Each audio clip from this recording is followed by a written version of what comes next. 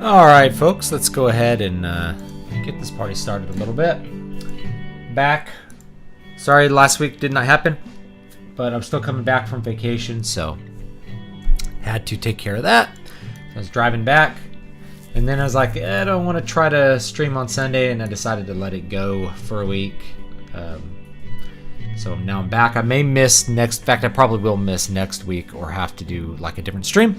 And that's because I'm going away again. I'm going to go to my mom's house for 4th of July. And so that will, we're looking at the days we can actually travel. And it's pretty much like we have to leave here on Friday and then come back. And what kind of sucks about that is that I have this Kindle Vella launch. Kindle Vella is launching on Thursday of next week, the beta. And so I'm really wanting to do a lot of testing with this and kind of see what's up and give a lot of information to you guys. And we'll have some more information for anyone that's thinking of doing the serial fiction Kindle Vella thing a little bit later. Since this is a gaming stream, technically, let's do a tier maker here while people are coming in, and before we get to some of that information. And we'll do Mario games, okay? So this is all Mario games. I'm going to have to skip a bunch. I looked at a couple ones that people had set up, and a lot of times they're missing stuff, and a lot of times they're either missing stuff or they have so many games that you're going to have to skip a bunch. And so I guess I leaned on the so many games you're going to have to skip a bunch, So anyway, let's go ahead and go through this while we're waiting for people. This is the Mario game tier list. This is basically every game that Mario has been in to some large extent as basically the main character. You could change the categories, file it down like just 2D Mario, 3D Mario, and make it a little easier. But let's look at all of them because it's been Nintendo's most popular and enduring character. I don't know what this first one actually is here with like Luigi. I'm not sure what that one is. So if somebody could tell me what that first icon is, I just don't recognize it at all. What I figured I would do is actually I'm going to add an F row. Just, I don't know why. I don't know if there's any F games unless they have like the Mario's Time Machine games, which I think they do. So if they do, then we'll do F down there, red. So I haven't played Mario Clash. This was a Virtual Boy game. So if somebody's played Mario Clash in the chat, you let me know if Mario Clash is actually like really good or where it should be. A, B, C, D, E, F, etc.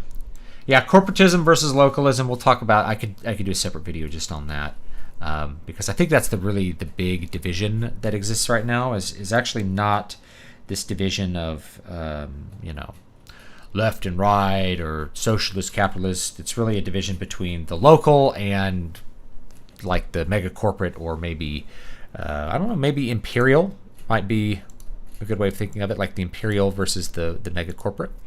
Anyway, let's take a look at this. So Super Mario Bros., the original, for our Super Mario tier list.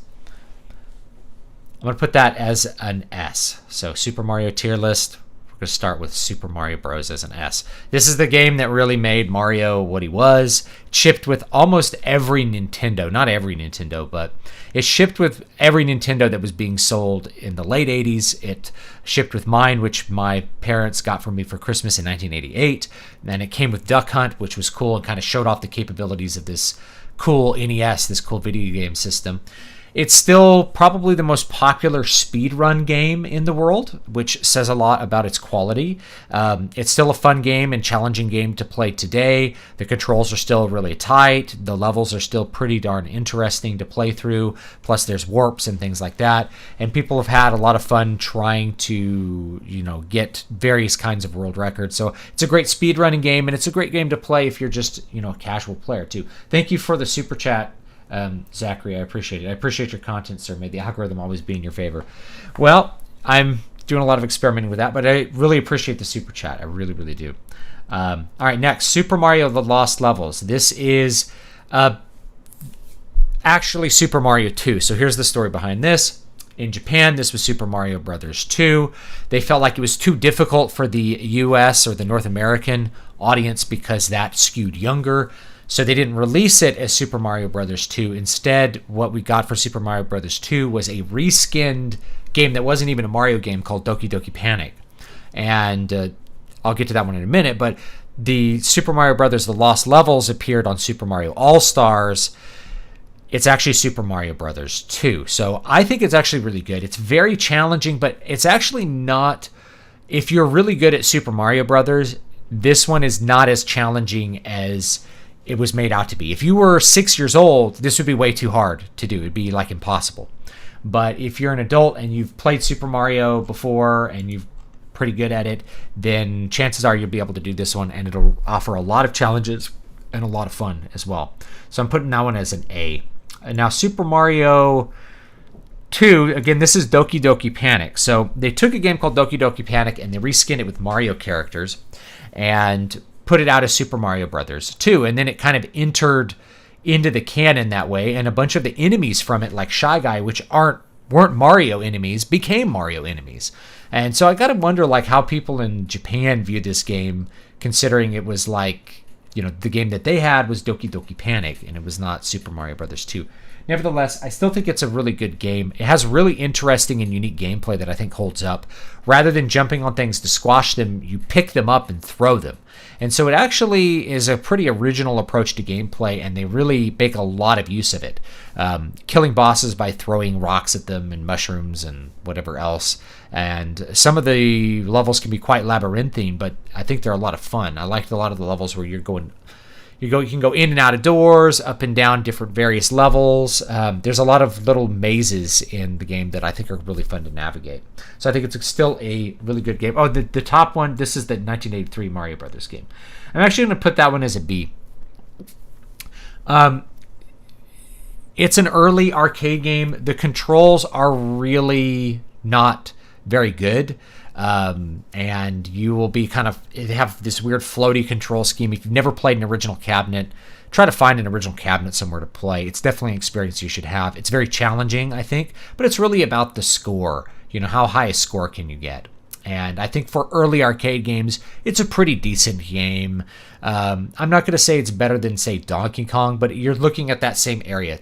The controls are not very tight. It's more about navigating against various kinds of threats that appear on more or less the same map over and over again. You can play a version of this in, I think, Super Mario Brothers 3 if you're playing 2 players, but it's not quite the same. And you can play a version of this in Super Mario 3D World. But playing it on the original cabinet, that's definitely the way to go with the, with the actual stick and all of that. So if anyone's played Mario Clash, let me know. The Mario 3, I'm going to say this is S tier. When this game came out, it was probably the biggest video game event in history. My dad pre-ordered the game back when pre-ordering was a thing that was like brand new. There was so much demand for this, you had to get on a pre-order list, and it was called something else. It was called, I don't remember what it was called. It was called like the wait list or something. And so the day it came out, my dad came home with this game in the yellow box, and I got it out and I played it, and it just blew my mind, like being able to fly around as Raccoon, all the different suits. There were so many gameplay elements added in Mario 3, and they did such a good job with them. They designed levels around those gameplay elements and designed levels around those suits. Huge number of levels. They gave you an overworld map, which gave you options sometimes. Do I want to try this hard level, or do I want to do a different one? Do I want to try to beat those Hammer Brothers and get like an item? You could use items on the screen to give you a little advantage. It just really it created a meta to the game that was really, really, really fun. And it was still pretty challenging. Getting to the last world, getting to World 8, and finally killing Bowser really wasn't that difficult by the time you got to Bowser. Bowser in this one was a fairly easy Bowser fight, but it was a big deal compared to the Bowser fights in the first game. Because in the first game, your Bowser fight was just time running past him, or if you're Super Mario, run into him and then just jump on the axe. So your goal was to like get to Bowser while big, and then just either kill him with 6 fireballs or just run into him. It was really easy.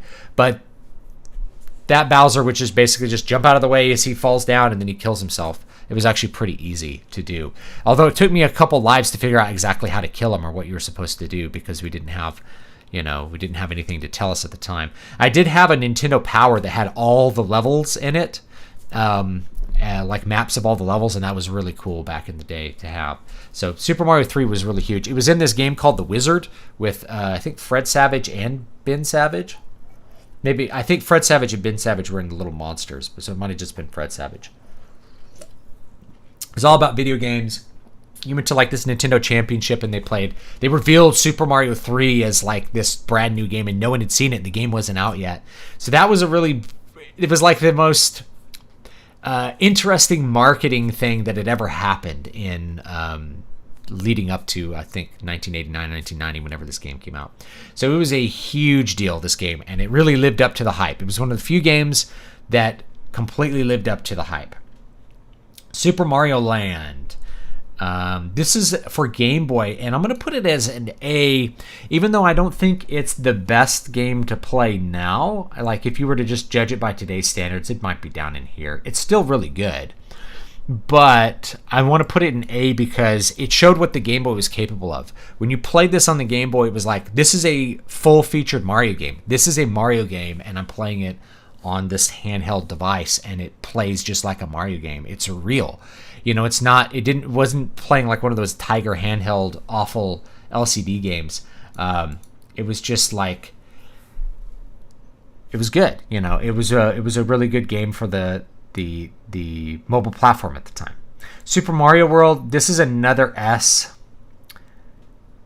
I'm going to put it up here. I'm going to say it's not as good as Super Mario 3, but it's really good. It's right up there. Again, you have the elements from Super Mario 3 with some variations. And it didn't push the gameplay boundaries nearly as much as Super Mario 3, but it was graphically beautiful. It sold the Super Nintendo system. It came with my Super Nintendo. And I could still smell...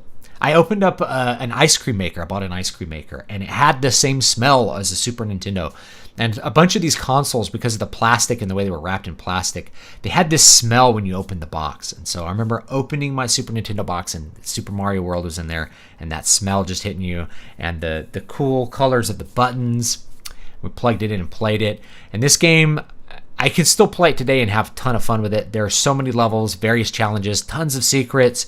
It's really hard to get 100% completion. I didn't get 100% completion on this for years. It took me such a long time to get the 100% completion done on Super Mario World. It was such a huge and fun game. And now, of course, you could speedrun it by going through the little star land. If you go through and beat all the star lands with the secrets, then you can just jump down to Bowser's Castle and go through and beat him. But I thought it was a ton of fun to just slowly work through all of the different lands, getting through the Chocolate Land, getting through Bowser's underwater lair where like his mouth opens up and you go down in it. It was so cool at the time.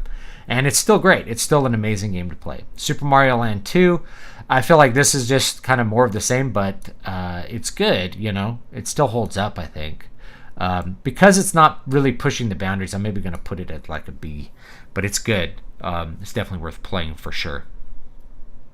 Super Mario All-Stars. So this I'm going to put as like an A. And here's why. It basically, I didn't have this till way later because I already had all the games on the NES. But I got it later to play the Lost Levels. So technically, this is in the Lost Levels, right? But it had great 16-bit versions of the old games. The old games looked really good. So if you want the best looking version of, say, Super Mario Bros. 3 in particular, it's on Super Mario All-Stars. I'm personally a fan of the way the NES version looks, and I'm personally a fan of the way the NES version plays, bugs and all. But the Super Mario All-Stars version was great. And this was a thing at the time. A lot of people didn't have all these games for the NES, so they could buy Super Mario All-Stars for their Super Nintendo and then basically get 4 really, really good games. As you see, Super Mario All-Stars, and then they had a split pack where it was Super Mario All-Stars and Super Mario World, so you ended up getting 5 really good games. So all 4 of the games that were on Super Mario All-Stars are great games. So that makes it a great game, obviously through its inclusion. But I do like the 16-bit versions. I think they look really pretty. Mario Party DS. This is a Mario Party game for the DS. I played it once. It's bad. I don't like Mario Party games, but they especially make no sense on a Nintendo DS. This was something that you could play like on the bus during tour or something.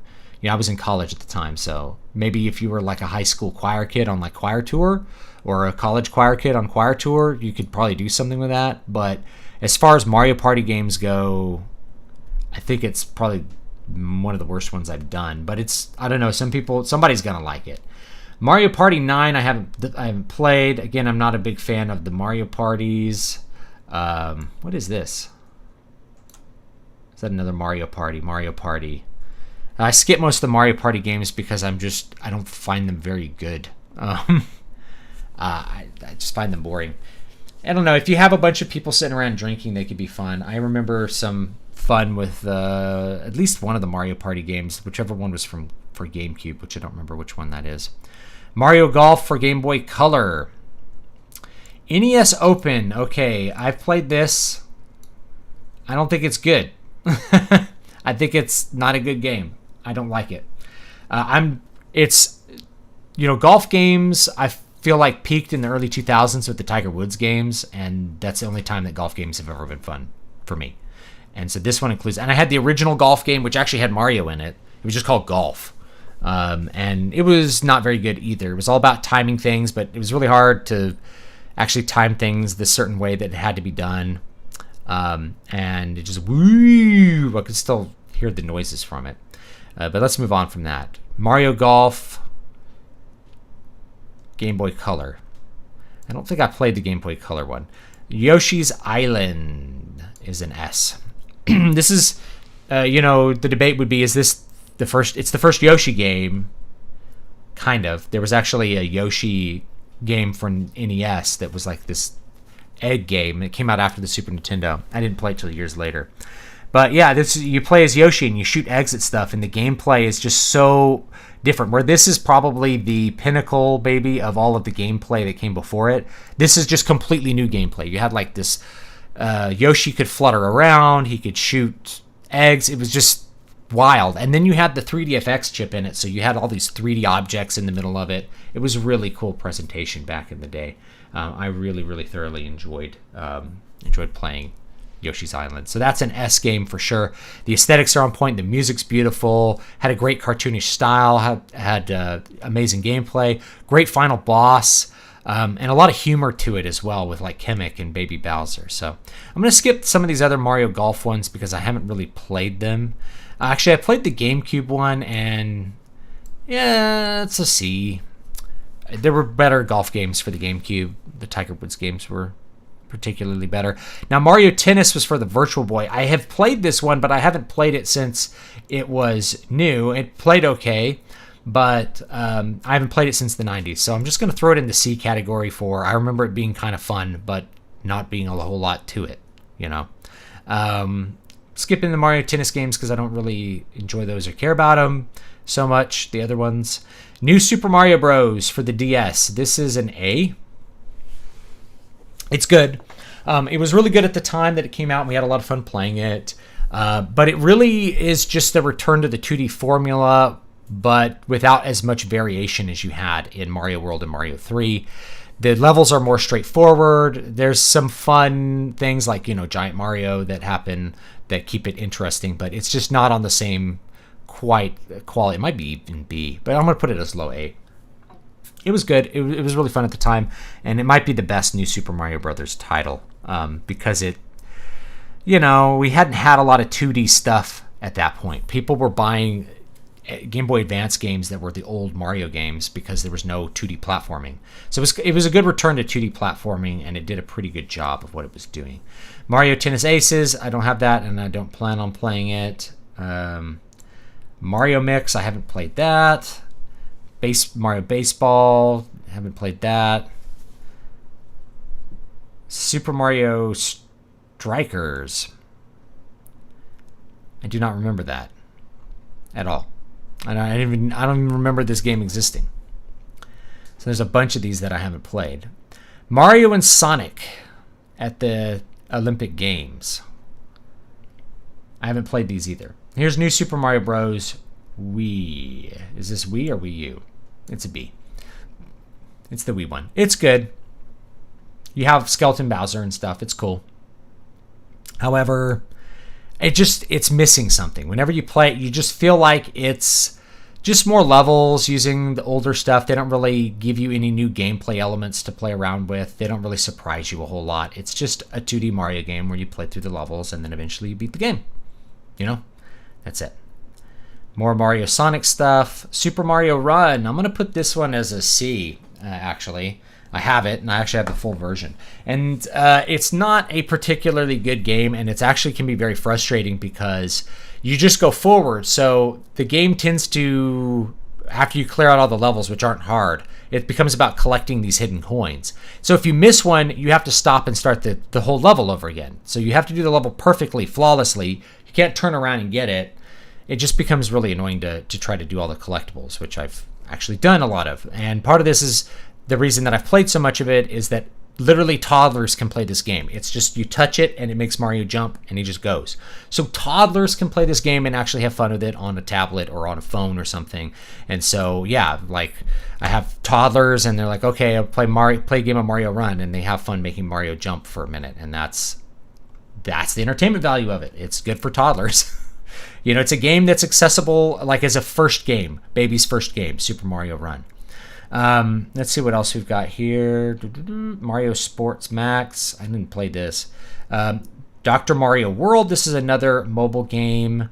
I don't know where to put it. D, C. I don't think it's good. I'm going to put it as a D, and here's why. Dr. Mario games are really not all that good to begin with. This one, if you haven't played it, it's got hundreds of levels. So like maybe it's a C just because there's a huge amount of content. But the way that they set it up is they again, mobile game monetization destroys game design. It just completely and utterly destroys game design. So basically you get to a certain point where the levels will require you to use items that you are supposed to buy, or you know, there's a big advantage to using a doctor that you have to buy. There's all these different characters. So they really want you to spend the money to clear the levels out. And that's really annoying. So, I don't know. And I don't think the gameplay, it's not that challenging or interesting like most puzzle games. Really, you can just face roll your way through it by buying items, and that's the whole point. It's like, oh, you can't clear this out? You can't get 3 stars? Better buy an item so you can get 3 stars on your level. I have played Super Mario Galaxy. I'm going to get to that one. Mario Kart Tour. This is another mobile game. I'm going to put this one at B, actually. It's a good mobile version of a racing Mario Kart game. You turn your phone sideways and you can slide around. You can turn on auto drive. On the easier difficulties, you can literally, a toddler can win at it because the cart will mostly just drive itself. On harder difficulties, you actually have to steer. So it's really just about steering. It's something you can play with one hand. It's pretty good for what it is, actually, in my opinion. So there you go, Mario Kart Tour. And it's free. You actually really, I've never spent money on it. You don't have to spend money on it. You can have it as something to use, like if you're waiting at the airport to get on the plane. You know, there you go. New Super Mario Bros. 2 for the 3DS. I have this one as well. That one's a B. It's good. But again, it's just more of the same New Super Mario Bros. Stuff. I actually think it's better than the Wii version. So, it's good. It does what it does reasonably well. It's fun to play. If you can play it for cheap, then I recommend it. But yeah. New Super Mario Bros. U. This is another B. It's a good game. It's fun to play. It's really weird, though, with the Wii U, though, because you can't play really on the gamepad with other people. You have to get out, like, Wiimotes and nunchucks and Pro Controllers and stuff to play it, and then the person who has the tablet can, like, add bricks that you can jump on in the game, which is just, I don't know. It's a weird setup to it. It's kind of fun to have the chaos of 4 people playing it.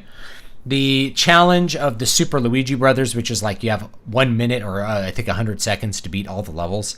That's actually pretty fun. So, you know, I think it's probably better than the Wii one. It's probably over here.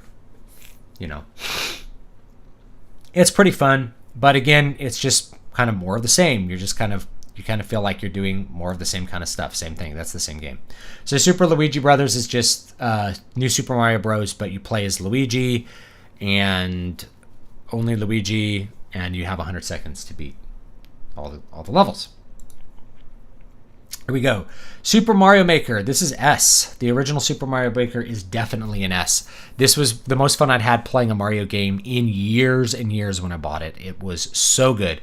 Basically infinite content for 2D Mario, which really, I'm surprised Nintendo did that. You know, it's basically gave the community just makes infinite content, and of extreme challenge to no challenge. So it's very variable. You can pick easy levels if you're a kid or your kid wants to play, and you can pick really hard levels if you want some extreme challenge. Things that will really surprise you because people are creative.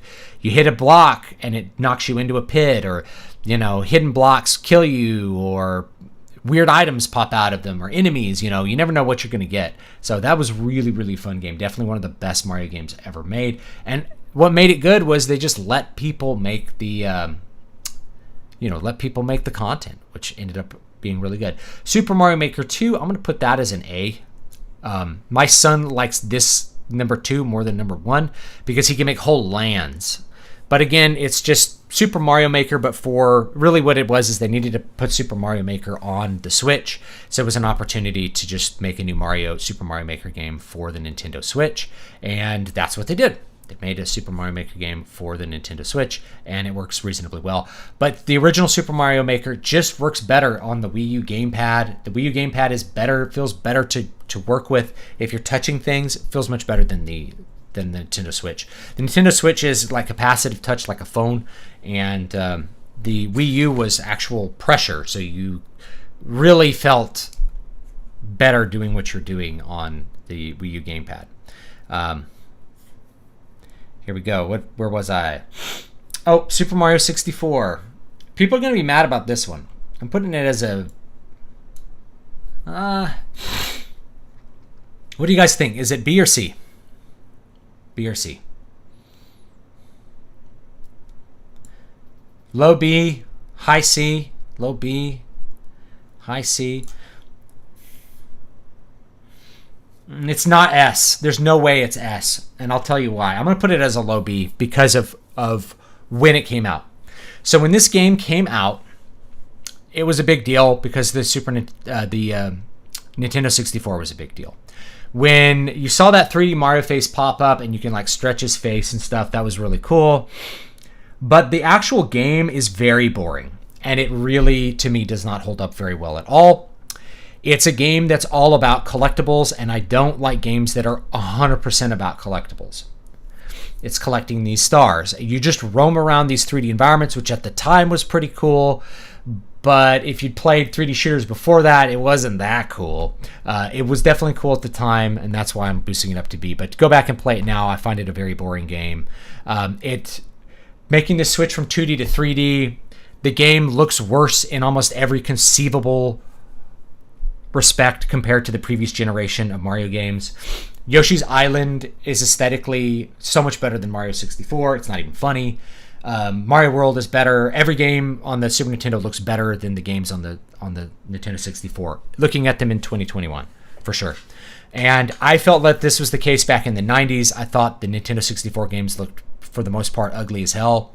And, even the PlayStation 1 games, which are also pretty ugly, didn't seem to look as bad as the 64 games did. I don't know why that was. But Mario 64, it was okay for what it was. But the whole, going through levels, collecting stars, and roaming around 3D environments, it's really boring in 2021.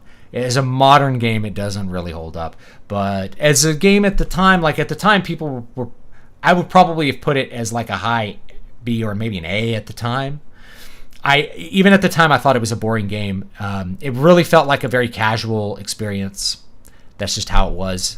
I had a lot of friends that loved it, though, And it still has okay controls. I hate the camera controls on it by today's standards, but at the time it was okay. So it was definitely very revolutionary at the time. That's where it gets the bump. If you're playing it as a game in 2021, I think it's a C, maybe even a D. I don't know. I think it's pretty boring, but it's okay. It's not a terrible game to play. So I'm giving it a B. It's definitely Growing Pains. Let's call it Growing Pains. As a 3D Mario game, it was the first one, and it just was not going to be very refined. But despite the fact that it was the first one, the gameplay, overall, it's okay. Like, you definitely feel like you're in control of Mario. You can jump and do things, and he makes lots of fun noises. You know, that was all cool at the time. Super Mario Sunshine, I'm going to put as a B. It's a solid B. It has a very unique gameplay where you are shooting water and zooming around and all that kind of stuff. But it's firmly built on the collectible foundation of Super Mario 64. You're collecting these shine stars. And it just becomes very tiresome after a while. And it's very... The controls on it are really annoying. I have it on the GameCube. The camera controls are like reversed from how you'd expect them to be now, and even at the time they felt weird. And like trying to hit things with the water cannon, this can be a slightly nauseating experience on a large TV. So I recommend you play it on a smaller TV if you play it. It's not bad though. It's a good game. It holds up. I think the gameplay. I think it's worth playing. If you play it on the Nintendo Switch, you're gonna miss some of the analog stuff that existed with squirting. It's okay. I don't think it's that essential. It looks pretty good on the Nintendo Switch, I think. But I like it on the GameCube. So there you go. It's a solid B. It's a good game. It's worth playing. But I don't think it's in anywhere near the top tier of Mario games. Let's see here. Super Mario Galaxy. That is an S. That is definitely one of the best Mario games ever made, in my opinion. It really had completely unique gameplay. Once again, you, just like Mario Sunshine, you completely new things you've never seen before. During this time at Nintendo, starting with Mario 64, which to me is kind of a baseline game, you had started having a lot of refinement and also crazy experimentation with games. And that's why the new Super Mario Brothers games just aren't as good, because you have something like Super Mario Galaxy, which has crazy looking aesthetics, like these planets you're running around, weird gameplay where you're like shooting stars. Just Super Mario Galaxy was such an amazing game at the time, and it still really holds up, I think. And I could play it on a big TV without getting motion sick, so that's pretty good. Super Mario Galaxy 2 is definitely up there as well. It's definitely an A, but again, it's a variation on what came before. It's a refinement of something previously established, not pushing the boundaries or doing something new. And so for that reason, I don't feel like it can be an S. But it's still a great game, still worth playing in my opinion. What is this?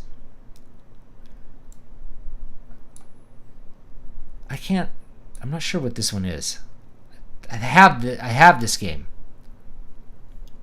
but I don't remember it. Oh, Super Mario 64. This is the DS version of Mario 64. We're skipping that one. That one is not as good as the original 64 version. So just play that one instead. Super Mario 3D Land. This one's good. It's an A. This one's good. It's an A. Super Mario, if you like the first Mario Galaxy, you'll definitely like Mario Galaxy 2. It's refined. It's better in a lot of ways, but because it's just not as original, you're not going to feel as good about it. Super Mario 3D Land was awesome because it was in 3D, and it made great use of the Nintendo 3DS 3D capabilities, where you had lots of things to judge distance. I really liked the switch rather from this to a level that you played through. You played through the level, got to the flag, and you finished. And yes, you could collect the coins along the way. In fact, you had to collect some of the coins to get a little bit further. That annoys my son. He just wants to play through the levels. But it's a pretty good balance maybe between the two. Maybe it's a B. Yeah, I'm going to put it as it's a high B. It's a high B. Having to collect the coins to progress, that gets a little bit tiresome in the way that it's set up. But it's pretty good. The level design's pretty good. No level's so long you ever get bored of it. There's lots of new original things. I'm going to put it as a low A. I think it's good. So I think it's still pretty darn good. Now, Super Mario 3D World is actually an S. This one is really good. It's one of the best Mario games ever made. It is the best 3D Mario game, maybe besides Mario Galaxy. And the reason was because, again, they took this and they just refined it and made it better in every conceivable way. 4-player action is just so much fun to play with your kids and jump around and stomp things. Tons of secrets, tons of collectibles, but virtually none of them are required. The challenge really ramps up. You have so many. You have the new cat suit. You have so many different things that you can do in the game. It's pretty casual friendly. Like if you die a bunch of times in a level, it'll give you like this white raccoon suit to let you or white tanuki suit that'll just let you go through the level basically, and not have to do really anything. But the cat suit, the raccoon power ups, fireballs. You have so many different suits, and they're all useful in different weird ways. There's tons of secrets and hidden collectibles, but you don't have to do them. But if you choose to do them, it unlocks a bunch of extra secret levels after you finish the game that are extremely challenging and really fun to unlock those and do the very, very hard challenges towards the end of the game. There's like a special land in space where the stars from Super Mario Galaxy will take you. And instead of saving Peach, you're saving these fairies. So you can play as Peach. Each character has a very different way that they play. Toad, Peach, Mario. You can play as Rosalina, and she'll spin around and kill enemies. Tons of fun. I've had so much fun playing this with my kids, I can't really underrate it. It's a great game. Super Mario Odyssey is another S. It's really good. Again, it's a game that starts with an idea. What if you could control the bad guys? Okay, you throw your hat, you can control bad guys. And then they designed the game around that concept. And there's just so many different original presentations of that one small little game concept. Control the bad guys, create tons of puzzles that basically revolve around that, and create a lot of challenge with the boss fights as well. There's some really extreme challenges at the end. Dark side of the moon, the darker side of the moon, where dark side you fight like this huge boss rush. At darker side, you have to do this crazy platforming section flawlessly. So there's some really extreme challenges towards the end for those of you who are hardcore players. A lot of fun. I accidentally deleted my save game off my Switch, so that upset my son because he liked to just go to the various levels and explore them. So if you like to explore, it's very open world. So unlike individual levels that are pretty empty, this is completely full of stuff and secrets to find. It's fun doing the collectibles, but again, you don't have to do them that much. You have to do them to get to each level, but they have it set up in a way that you always feel rewarded for finding them because you have to do something clever to get them. So I actually it's like Super Mario 64, but control bad guys and just like refine it better in every single way. Like all the baseline stuff for great Mario games exists in Mario 64. It's just it itself doesn't really hold up all that well over time. Let's see here. Dr. Mario is a C. It's not that fun a puzzle game. It's okay. It's an okay puzzle game, but it's pretty easy to get completely bored with it. Tetris and Dr. Mario is, I guess, a B only because it has Tetris. And Dr. Mario 64 is also C because, again, it's just more Dr. Mario, but in 3D. It's not that good. Let's see what we've got here. What is this? I can't read it. I can't tell what that one is. So I don't know what that one is. I can't see it. Dr. Mario. Yeah, I mean, we really don't need to keep these like extra Dr. Mario versions. That doesn't matter. I guess this has a 16-bit version, so that's kind of okay. It's C because it has Tetris in it. Dr. Mario Online, I haven't played that. Dr. Luigi, I haven't played that. I don't think. I'm trying to remember what system that was for. Anyway, let's go on. I think this is Wario Land. It's good. I enjoyed it.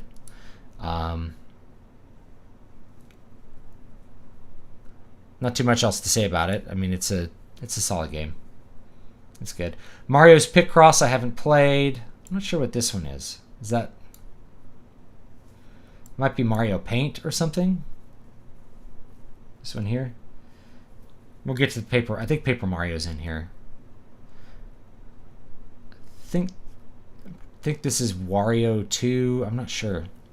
Mario vs. Donkey Kong I didn't have, and so I haven't played it. Let's move on here. Let's see if I can find some that I've played. Mario Pinball Land. I haven't played that. Okay, Mario is missing. Now we're getting to the games which are not made by Nintendo and are like educational games. Mario is missing. I rented this game back in the 90s, and it entertained me for like 2 hours, and then it was done. and it was a pretty boring 2 hours. It's Mario graphics on like a little adventure educational puzzle game. Is this Mario's Time Machine, also D. You can go back and talk to George Washington and learn some basic history facts. It's really not very good.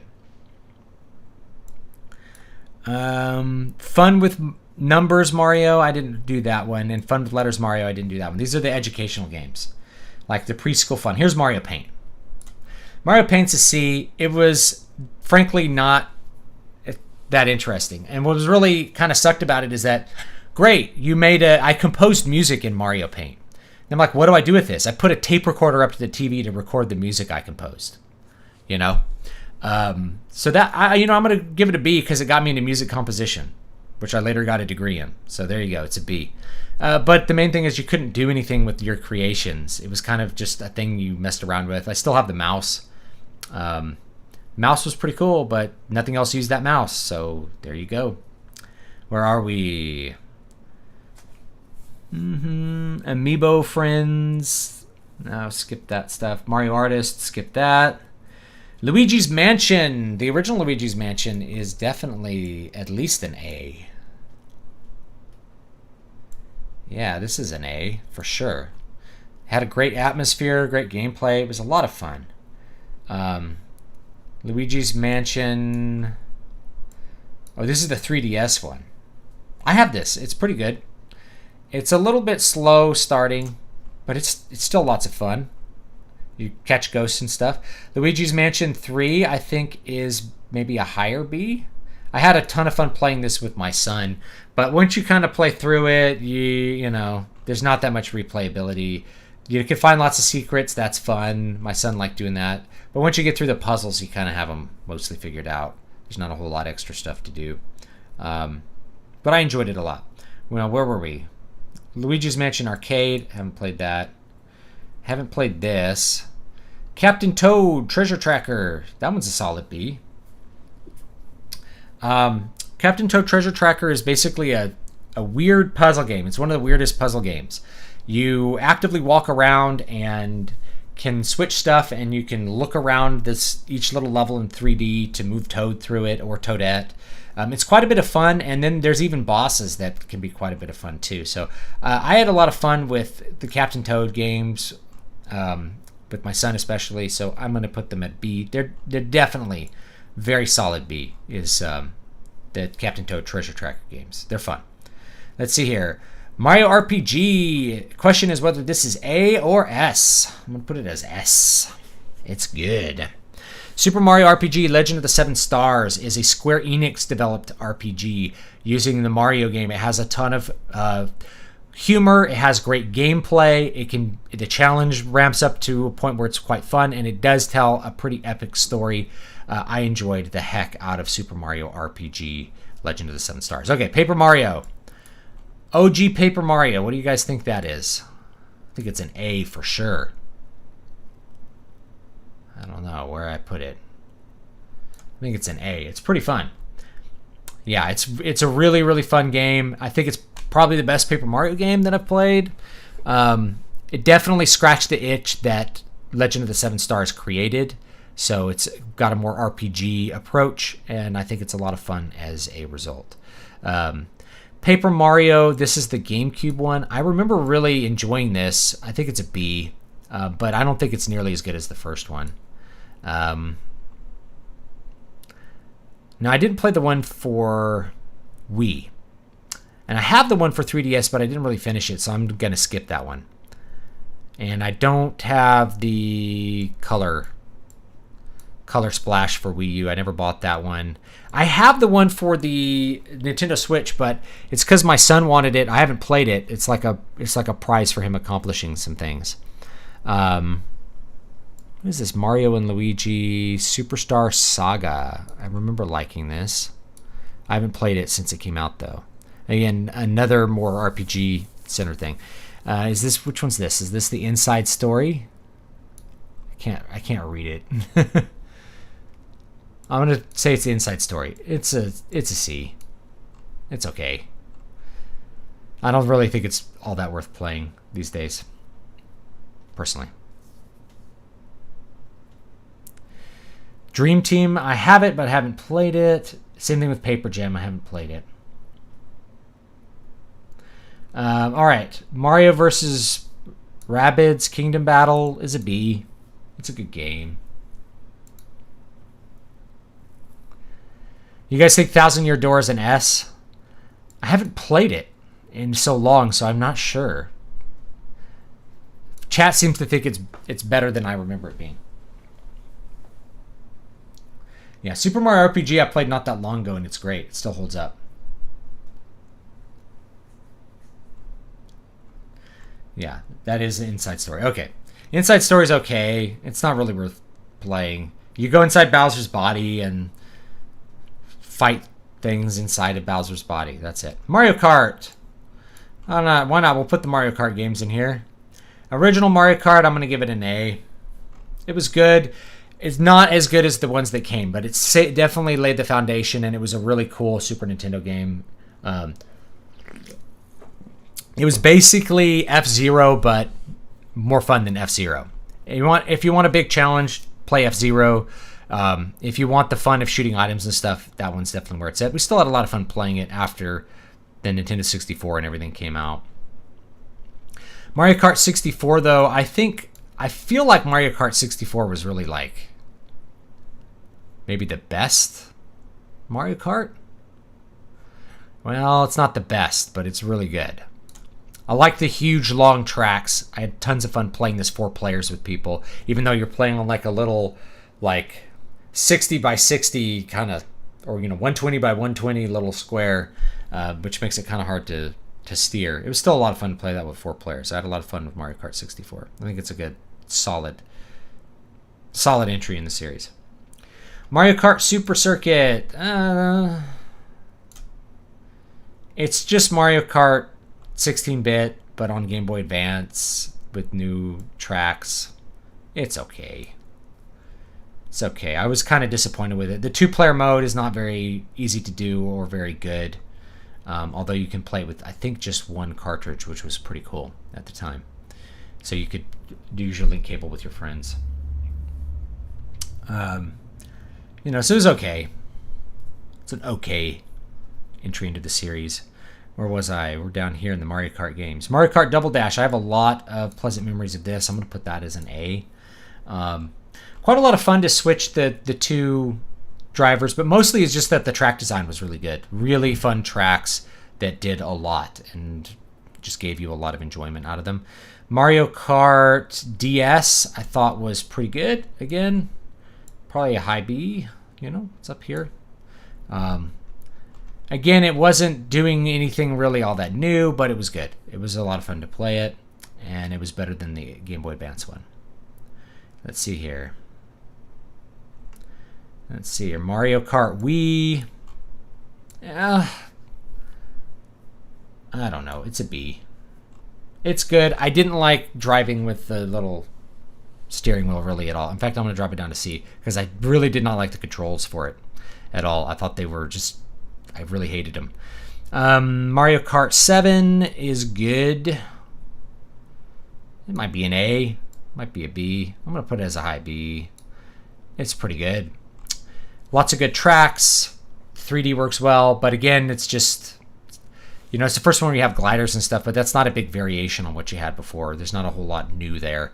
Mario Kart 8, I think, might be the best one, believe it or not, because of the amount of variety, the sheer amount of stuff. All the best tracks from the previous games. I'm going to put it up as S. Basically, you get like the best of all the previous Mario Karts, plus this, plus new gameplay stuff like driving upside down that makes the perspective very good, but they never lose sight of the core gameplay. The core gameplay is as good as it ever was with that one. Let's see here. I have a guinea pig in my office right now. The class pet is home with us. He's making some noise over there. All right. Down here, I guess we have some Mario Party games that are left over. The original Mario Party, I remember playing it. And I remember not liking it. And thinking it was really dumb. And so then I only briefly played any other Mario Party game after that, and I've never liked one. So I don't like Mario Party games. If you like them, if you like them, you like them. I'm not going to put any others on the list because I would just put them all as like D or F because I think they're awful. But, to each their own. So if you really like it, you're going to really like it. All right, there's our tier list for Mario games that I've played at least. Really, I mean, this is a concentration of very, very good games. And then there's some average games, And then most of the games that are frankly not fun are not the main Mario games. There's no main Mario game that's not fun. It's just like, oh, Mario Golf actually sucks, and educational Mario games not made by Nintendo actually suck.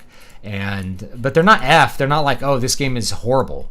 It's just like, oh, well, that's fun for a Friday night. I wish I'd spent my weekly game rental on something more fun than Mario's Time Machine, but I thought it was a Mario game because I was 10 or whatever, and I didn't realize that this wasn't even made by Nintendo, and it was an educational game, and it wasn't fun.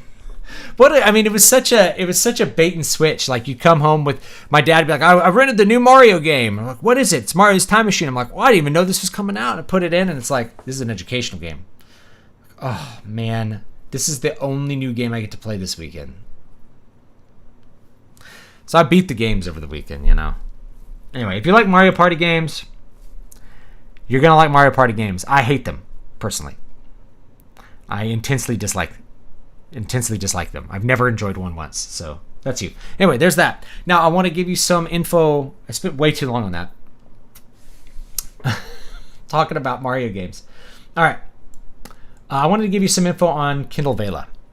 So I'll just do that real quick. All right. So, Kindle Vella, here's what's going on. I have, we'll manage this story. So if you don't know what Kindle Vella is, I already did a video on it, so you can look up that video. Basically, it's serial fiction. You can set up all your stuff in advance. So these are all 1,000 to 3,000 word little chapters. So I've put up 19 of these, and this will run through, I think it's set up right now to run through the 3rd week in July. So I'm starting on the 1st, and then there's 8 in a row through Friday the 9th, and then I'm going to do Monday through Friday from then on. So there's an update schedule. I'm approaching this as if I'm publishing like a webcomic or something, and so the update schedule is really important. I think what they want people to do with this app is, rather than binge reading a series, which is an option, because you'll have all of these episodes, they want to habituate people into logging in and getting that next chapter when it gets released. So that's what I did. Put it all in there. And in this way, each of these tokens is basically like, the first 3 are free, and then you've got to start paying tokens. I think this one's pretty long. It's like 2,500 words or something. So it's quite a bit longer as far as those go. But, if you want to get to the next episode, you get the next episode. I have another like 30,000 words of these to do. So when I'm finished proofreading and uploading these, it'll run all the way through August.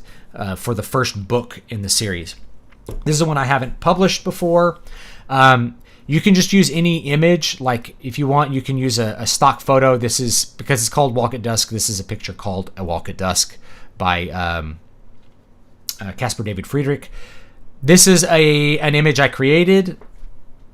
It can work as a book cover. I figured if it doesn't work well with this, then I have the image for the book cover basically ready to go. And I can just put that on over to the regular Kindle release and just go ahead and release the first Bright Children book, and it's good to go. And if this really takes off and looks like I'm making some good click-throughs and some money with this, then I'll be able to just continue that all the way through the end of the book. And then once the readership falls off and I'm not really making money, pull it down and publish it as books. Put them out as some regular books. So anyway, that's that. Now here's some things that I want to warn you about that you just need to know about. So it takes 2 days right now to get each of these approved, scheduled for release. These are all scheduled. Yeah, I can make them live now, but no one will be able to see it because the app doesn't exist until July 1st. So once the app launches, people will be able to start reading this stuff. So this one will come out July 1st, 2nd, 3rd, 4th, on down the line here. You notice this one says in review. This is because for several of these, I got emails saying that this work was freely available online. That is not the case. Some portions of this story were available on my website like 5 years ago. and they're gone. They're long gone, but there could be like an old Google index that has a similar title to this. And so they just say, hey, this is freely available online. You can't publish public domain stuff here. All I've done, I've had this happen with 3 or 4 of these. I reply to the email saying, this is not freely available online. If it is, please give me a link because I'm the copyright owner. And then they just approve it and publish it because it's not available online. I'm not breaking any of the rules. So it was at one point, some portions of this were available freely online, but not this. And indeed, like the rough draft stuff that I published, years ago, it's very different from what's here. So I'm not really worried about it either way. So if you have that happen and they're like, hey, this is already available, just send them an email that says it's not. And if it is, can you send me a link? And they'll probably just approve it. So it's all automated by a bot. It's a bot that's basically searching Google and doing Google indexes. So something says A Thief Part 1 somewhere out online, and they're like, we think this is similar. We think you've already published this, or this is already available. And you say, no, it's not. And then you're pretty much good to go. So the problems I want to warn people about is, first of all, that. And this is something that I wish I knew, because you see there's one that won't get all of these are scheduled to be published, but this one isn't. So what's going to happen to that one? Like, it won't get published, and then people will skip ahead to the next part, and there's no way for me. I can't edit this. See, I can't edit it. I can't do anything with it. I'm completely unable to change anything about the way that this is set up. So I have to email support. I can't just like delete it or re-upload it or something else. I have to actually email support in order to get this cleared out so I can even have people read this properly. So anyway, there's that. I had this problem down here with like the second one was like, okay, well now people can't read the second one, but they can read the third one. That seems bizarre. So it might be good to wait for each installment to get improved, but that's very time consuming. I want to set this up so it just happens for like 2 months. Right? I don't want to set it up so that I have to be logging in every day and proofreading and uploading some document. I might even release several books at the same time to see which one does the best. But I haven't decided if I'm going to do that yet. I'm going to start with this one. This one is a little bit more young adult. I think the readership would skew a little bit younger. It's more like contemporary fantasy like Brandon Sanderson, and not so much like the classic fantasy that I tend to write, like Water of Awakening. That's more fairy tale oriented fantasy. Predates the whole modern fantasy stuff. Bradford, do you have analytics available to track readership of each episode? I don't yet, but I'm assuming that will be there.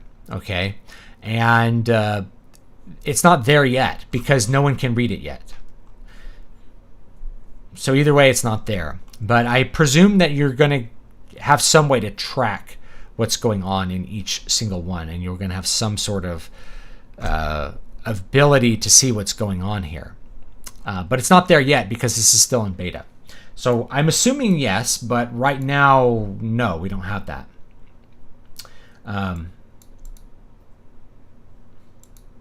So let's see here. Yeah, anyway, so there's that. That's what's going on with this thing. You can unpublish it. You notice this one was unpublished because I just wanted to rework how I was doing it. You can only unpublish your story if they're all approved. So because this isn't approved, I can't even unpublish the story. It's just in limbo. You can't take the episodes down. You can't do anything with it unless they approve everything. It's a weird little flaw, so just be aware of that. And you're going to have to wait. If you're like, oh, I'm going to put one out today for my readers, they probably want to approve it for up to 3 days. So you really need to think ahead with the serial fiction thing. If you are just wanting to do it with your workflow, like I wrote 1,000 words, I'm going to put it up now and it'll just come out when it comes out. You can do that. But if you're really wanting to have like scheduled updates where you're hitting every single day and people are habituated into coming in and getting your new episode, you really want to be working a week in advance at least. Or just be setting everything up so it publishes next week. Yeah, you do it today, you upload it today, but you set it up, publish next week, and you're probably going to be good. Okay?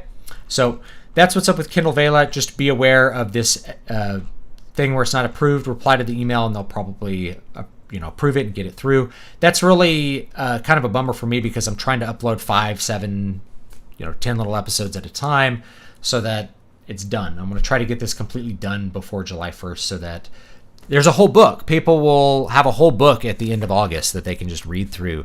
And technically, if somebody buys through the entire story, I'll make a lot more money than I make selling a Kindle book.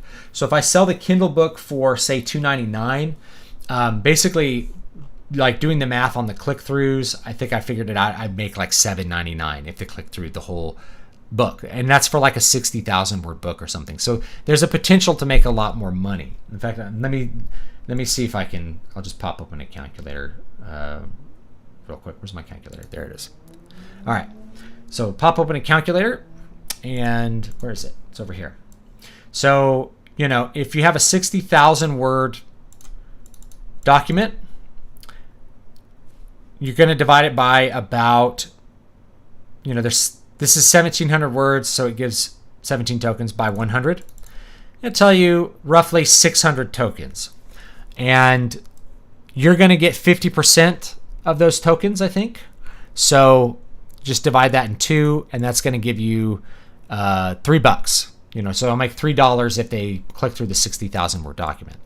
If it's 100,000 words, so the longer it is, the more money that you're going to make. Actually, I don't remember if it's 50% or 70%. Let's if it's 70%, I have it on that video. Then you make $4.20. You'd end up making more money than with that. The thing is, if I were releasing this as a standard trilogy, I'd probably sell the first one for 99 cents. Yeah, you can the only way to unpublish the stories, that's what I do, is the old serial magazine to collected novel business model. That's what I'm trying to look to do. Bradford's right. That's what I want to do. So what I'm hoping to see with the analytics is to see what people are interested in, what they're not, and where maybe they're falling off of a story, because that lets you know, okay, I need to like change that when I actually am revising the story. Maybe you go back and you change those episodes because people aren't clicking through after that one. You alter it to make them really want to click the next one. And then you can, in that way, get a really engaging story. It's going to function for engagement. I talked about that in the whole video. So anyway, you do need to know about this. You can't unpublish it and do anything with it until that's actually approved. All right.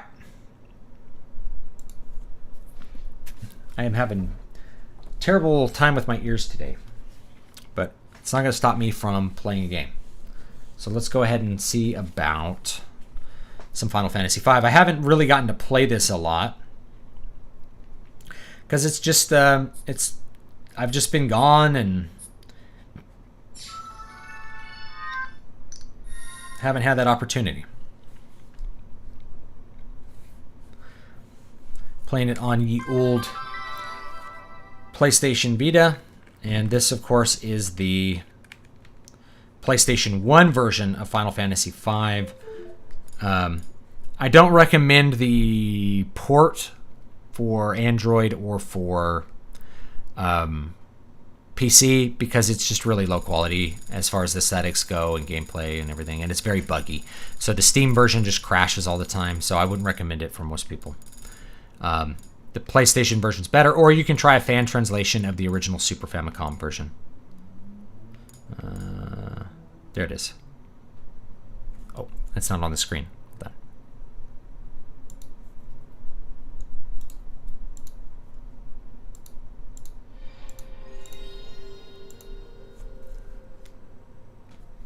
All right, can you guys hear that? Hopefully.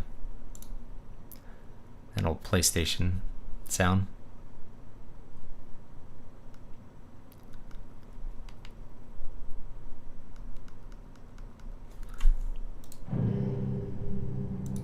There we go, Squaresoft. I've been playing Final Fantasy XIV via the free trial. So am I. I've been enjoying it so far. We should all get on the same server. You know, I don't remember what server I'm on. Actually, I bought the game, so check it out. I bought it on sale for like nothing. And then I figured out that I could actually buy it for PlayStation 4 and get like, basically get a whole extra month of game time by buying the complete version for PlayStation 4. So I ended up paying $7 for like the PlayStation 4 version or something like that. I think it runs a lot better on PC. I think, what are we on? I think this is where we're at.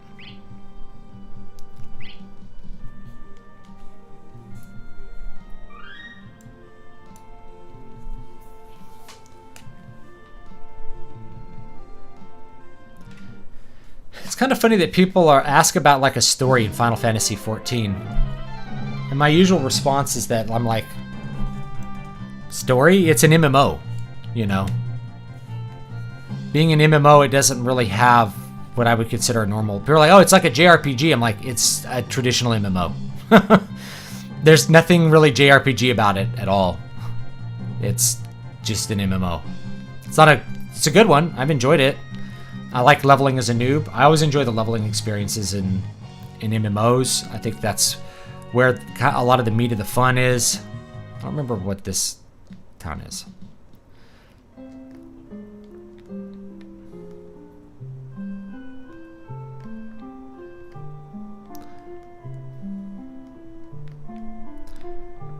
Trying to remember where we have to go next in this game. I think I already came here. Let's figure out where I need to go. Oh yeah, I already came here. I remember the like the waterfalls. Ba-dum-bum-bum. I went and explored this cave with those awful squirrels. I figured out how to get past the squirrels, but there's nothing at the end of that.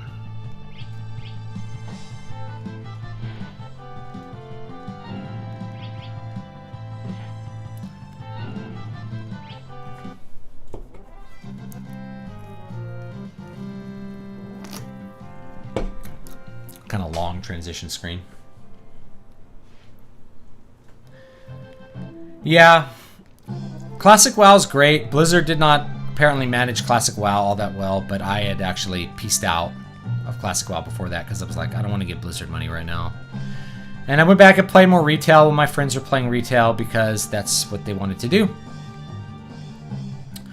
And then when I felt like they weren't playing anymore and I was thoroughly bored of Shadowlands, which happens very quickly, I quit playing retail.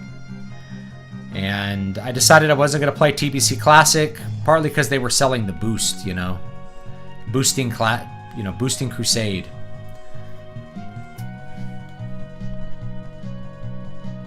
Yeah, Final Fantasy 11 I think had a monk class. I'm trying to remember where to go next. Talked to these people and they talked about like adventures up on the mountains, but I couldn't find where they were really talking about. Like this town got destroyed, I think. I'm not sure where I'm supposed to go. I went back here. Landed in some forests. I think we might go back here. I think we can do some of the harder dungeons here.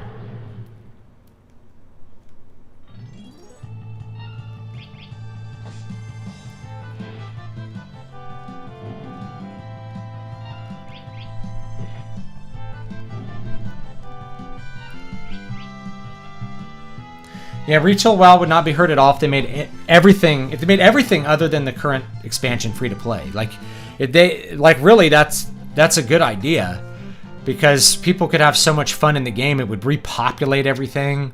It would really make people want to play the in-game rather than let me log in and pay money, and there's no one to play with, you know, or have to do all that cross-server BS.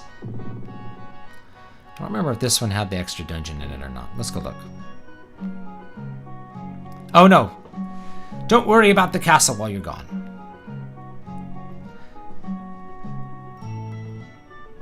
Stay in the castle tonight? Yes. Stay in the castle.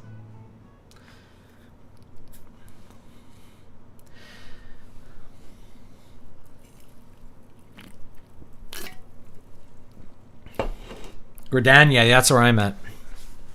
Yeah, we should all get on the same server. I don't remember what server I'm on. But it doesn't really matter. I leveled up, what is it? Conjure, which turns into a white mage. I was but alas, the shock from the falling into the sea made me forget all. Sister, seeing you in this room just now, 'Tis then did I remember you were me sister. Cool little cutscene. Cure 2, Cure 3.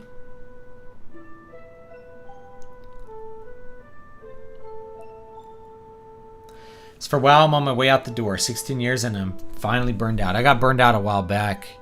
But mostly it's like,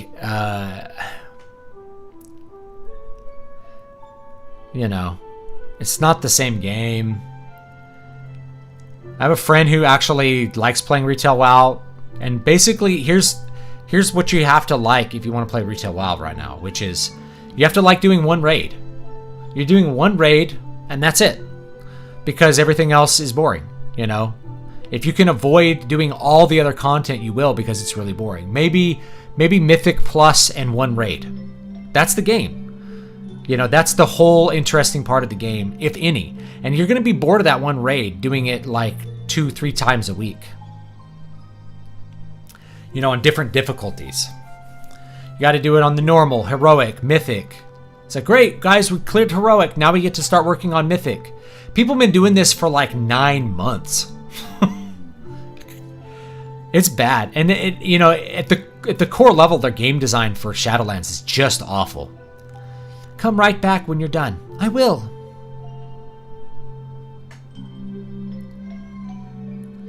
I'm on the Crystal Data Center. Okay. Your server doesn't really matter. You can hop between servers on the same data center. I didn't know that. Data center travel won't come until November, though. I didn't know that. That's cool. So I'm on the Crystal Data Center.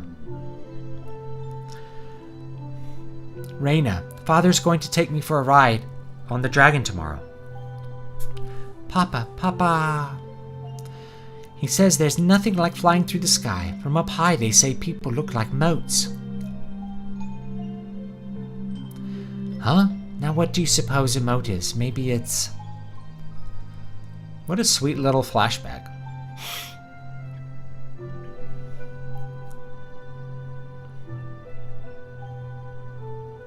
She's late.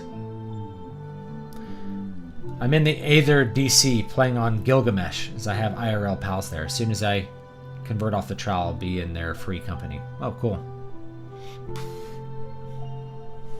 I got invited to some random free company. Someone randomly invited me. Like, okay. Maybe you guys are cool. I don't know. Let's not tell the Chancellor about you right away. He'd only try and make you stay. You're right.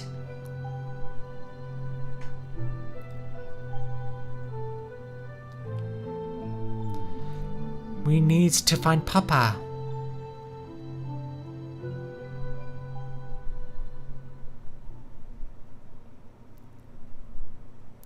Data center visit will be enabled. That's interesting. I mean, they kind of have that with WoW. You know, you can go to different servers. But I really liked the way it worked in the olden days with, like, you know, your server was like your home, you know. I kind of miss that. But, you know, it's more like, yeah, it's convenient to play with whoever you want to play with. Because the reality is that having servers be closed off, you can see this with WoW Classic and TBC Classic. There are dead servers right now. You know, and the dead servers are just awful to play on because there's not enough people to play with you. You know? Salsa, her older sister, she was lost at sea as a child when a storm sunk the ship.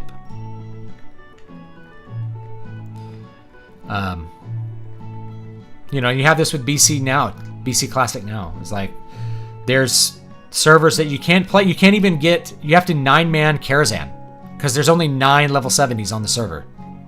Think about that. Like, that's just an awful experience for everyone.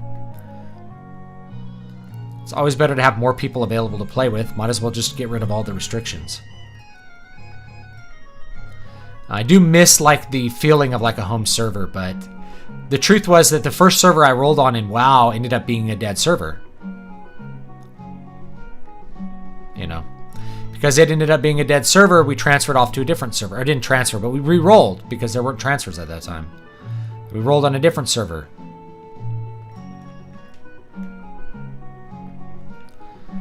Because that server was dead, and that server stayed dead forever. It never got any better. Alright, so that was a fun little cutscene.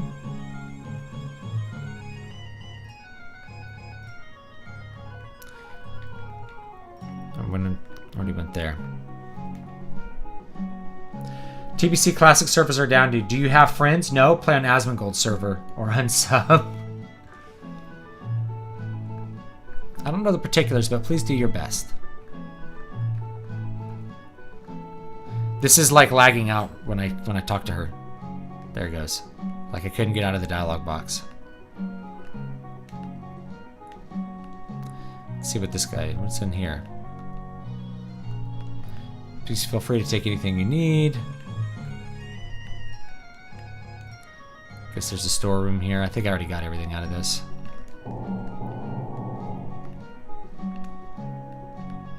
Yeah, I already looted this little area.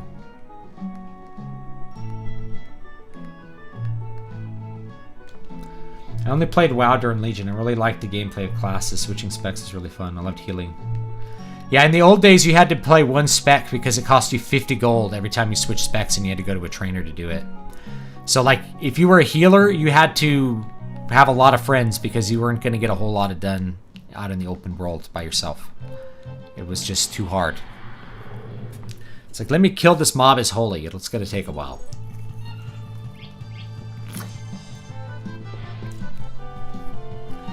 Did they do server merges back in vanilla? They did not. They did no server merges. Blizzard would only open new servers and then never merge them, no matter what happened. So, because back then you viewed server merges always as like a sign that the game was dying. So Blizzard never merged servers, ever. And then they eventually made it so you can just play with people on different servers, which should, you know, eliminate the need for you to server merge at all. And then they like called that good. You know? Basically, a lot of people felt that low population servers were actually a way for Blizzard to extract more money from people. Because what would happen is a new player would roll on a low pop server, they'd start leveling and having fun, but they'd come into a big problem when they got up to end game and there weren't enough guilds. You know, there weren't enough people playing at the end of the game. So what they would do is they'd pay $20 or $25 or whatever to transfer to a more populated server. And so everybody ended up just being funneled into more high pop servers. And if you weren't on a high population server, you were stuck on a low population server till you could get off of it. It was just a way to get $20 extra from people. At least that's the way we tended to view it. I think I've already been here. I don't think there's anything here. Let me see. I'm not sure where we're supposed to go now. I don't really remember. You can visit this library again. I liked ESO. Elder Scrolls Online was pretty good. Yeah, it's good. I like Elder Scrolls. I mean, I'd recommend Elder Scrolls Online to most people. It's a standard MMO, though. It's not like Elder Scrolls. That's the thing that, like, it's not really a problem with the game, but it's the problem with people's expectations. Is that when, you know, they logged into ESO when it came out, and they're like, when do I start playing Elder Scrolls? Like, this plays like World of Warcraft. It's like, yeah, it's MMO gameplay. It's an MMO. They did do some interesting things, though, where basically all the zones scale with you. WoW does the same thing now. I'm not a huge fan of that in an MMO, but I guess it works for Elder Scrolls. You can just go wherever you want, do whatever you want, but it really is not set up to reward exploration in the same way a traditional Elder Scrolls game is.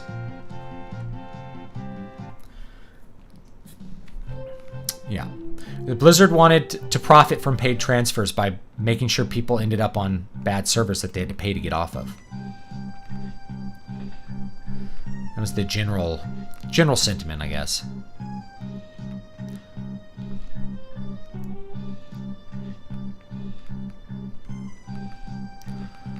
Yeah, I don't know where I'm supposed to go. I think I need to talk to more people. I don't remember where.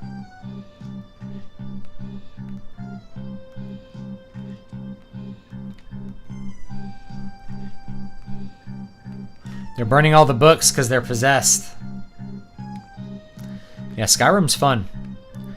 I mean, ESO's a fun MMO. I think it's quite a bit of fun. I'm not crazy about 3 factions. After WoW, I really don't like having a lot of player factions. I think unless you are completely building the game around factional PvP, I think you should just not have player factions at all. I think it's pretty bad for the game design overall. Now I went here and the monsters were kicking my butt, so I think this might be where I need to be going, because I was getting owned. What's up here?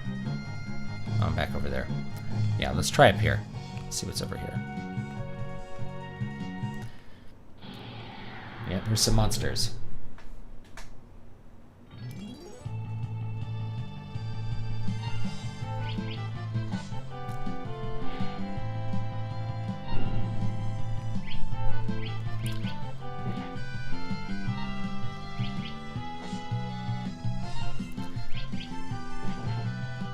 This guy's like very resistant. He has very high defense.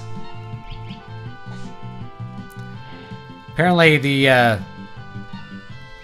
my sorcerer can do a crap ton of damage to him though. Well, I mean, here's the thing about PvP, like in WoW, for instance. Well, I don't really care about PvP in WoW, and I haven't for a long time, because what happened was, I mean, it's like we play WoW because we remember the good times. It's like, and it's been that way for like 10 years, but when WoW came out, there were no battlegrounds. PvP was just an option. It was just like, you PvP'd because that's what you did. And world PvP was so fun. It was so fun to just maybe go out and encounter somebody out in the world and fight them and maybe die, and maybe they die. PvP quickly became about battlegrounds, and it was like, why are you world PvPing? You know, you get like forum posts like, so and so ganked me and that's not nice.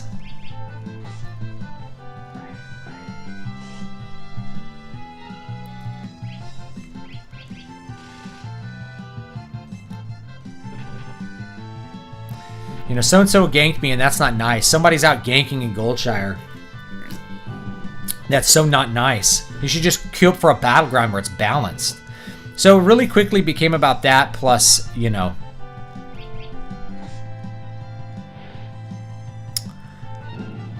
arenas, I guess. When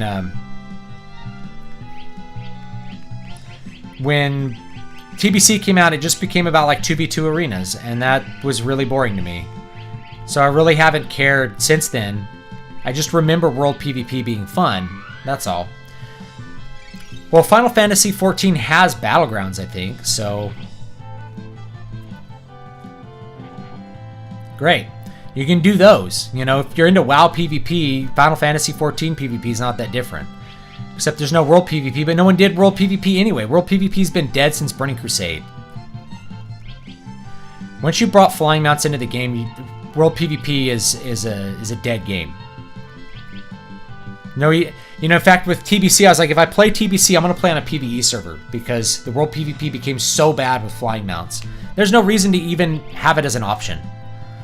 You know, oh, I'd like to be able to fight someone in the world of PvP. They'll just fly away, or they'll drop out of the sky and gank me where I can't see them coming, and then they'll fly away again before I can do anything else. You know, there's no world PvP in Burning Crusade. It's just not comparable at all to the original. My best WoW memory is trying to go from Stormwind to Ironforge before I knew there was a tram around level 16 of my Warlock. It's like that walk out to wetlands. I have a lot of good memories of going from Ironforge all the way up around through the mountains. You have a quest to kill the orcs in the mountains, back down to wetlands, all the way over to Menethil Harbor to do the quests in wetlands. That was really good. It was a good time. Good times had by all. I think I got a summon out of those woods already.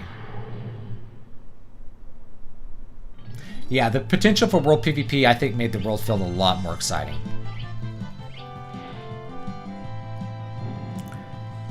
More dangerous. You know, mobs were, I mean, it was no joke either. Like, mobs could kill you very easily.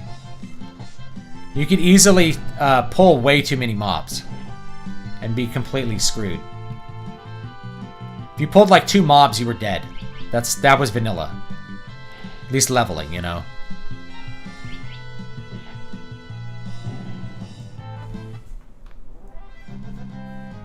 World PvP revealed that people don't want fair fights. They want a guaranteed victory before they engage.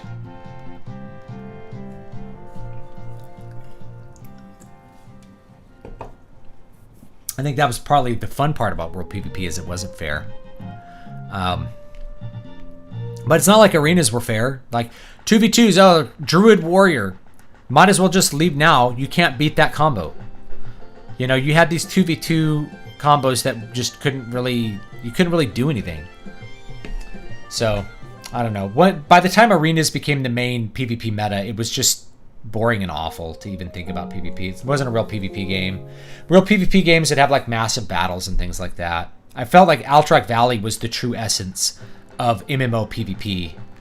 And they really needed a lot more stuff that was like Alterac Valley, that was very similar to it. It really felt like an epic battle. You know, it made use of large organizations of people having to coordinate.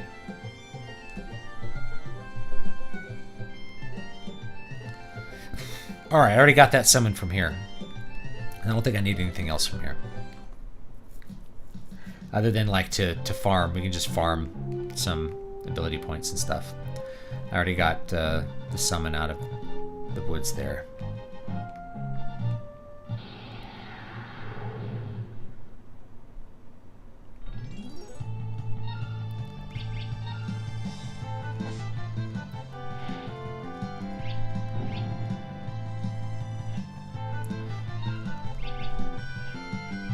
Miss.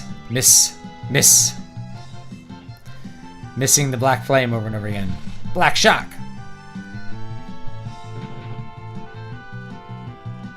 Black shock. I don't know what that's supposed to do. During Legion, I played on a PvP server. The vast majority of time, players of opposing factions just ignored each other, aside from the 3-man ganking squads. Yeah. Like I said, once you have flying... I mean, Legion didn't introduce flying till later, but, you know. Flying just killed PvP, and it never really recovered. I loved Alterac Valley. A lot of people hated it. They're like, it takes so long. It's like, no, that's really... It's the essence of what MMO PvP is supposed to be. Huge numbers of people battling for objectives, fighting across, like, a large battlefield, you know... The chaos of like the blizzard / volley storm, like trying to get through the absolute Zerg and actually win something was it was so fun. It really was.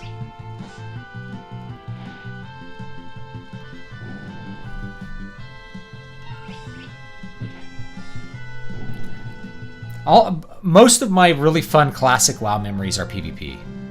Some are definitely raiding, but like a lot of my favorite ones are PvP. Just random encounters too. You know, you hang outside of Booty Bay, and I had a cat pet. I was playing Hunter, so I had a cat pet, and I played Night Elf, so I'd make myself invisible and make my cat invisible, and then somebody came by, I would just aim shot them out of stealth, and then like my cat could like daze them off their mount.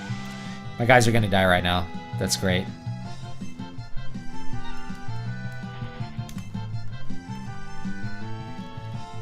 Those mini dragons are no joke. Yeah, you could spend, like, Alterac Valley used to last for literally days. It could last the whole weekend with no one winning. To me, that was kind of the fun of it. I think Warhammer Online really had the best kind of MMO PvP. That and Aeon. Those two games really had the best MMO PvP, but they didn't come out at a time where, like, you could really challenge WoW. And, of course, Warhammer Online had the EA curse. EA was involved, and so they made them redesign the game to be more like WoW, and it was none of it was good. So you have that problem.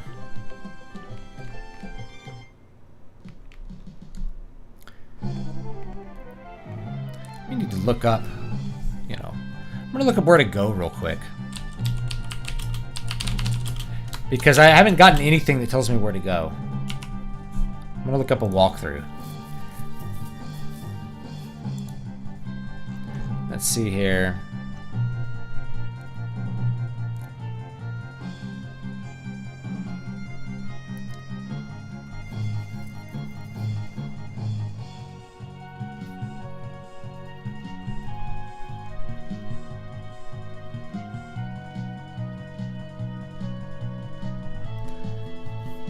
Let's see here.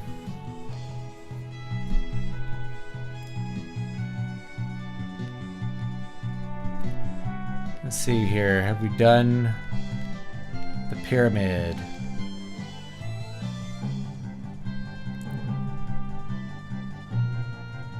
I think I'm still on like part 1 here.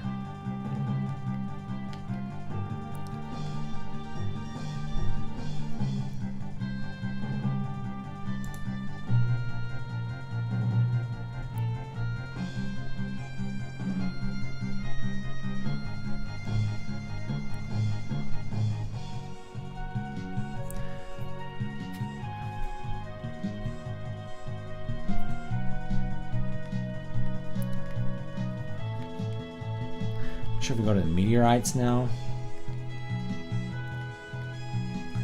Yeah, thank you.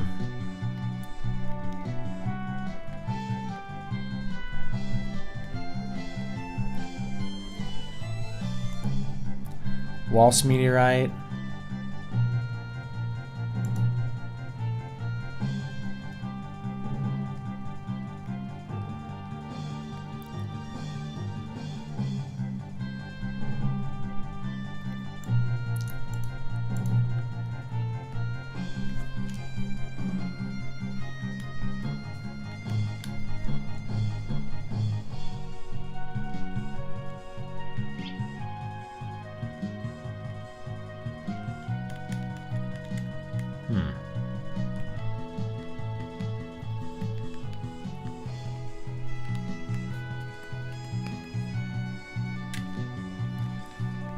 Yeah, I'm not sure where I need to go now. That's the problem. It's like I got the ship.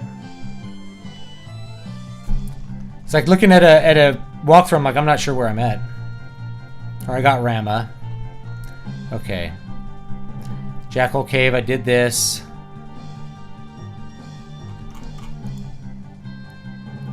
Alright.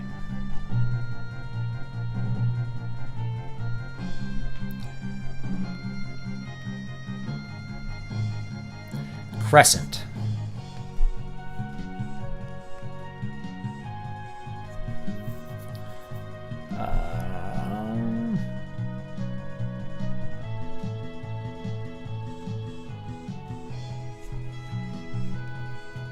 Alright, we got that. Alright, we already did that. Ronka Ruins, did I do? I'm pretty sure I did that.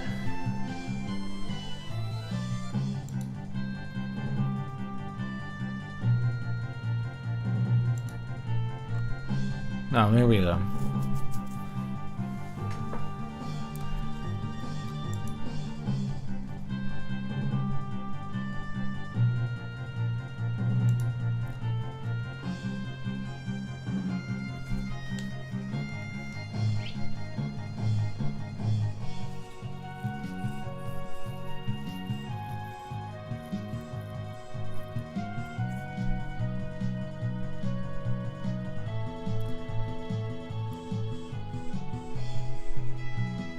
Okay, we have to find the meteorite.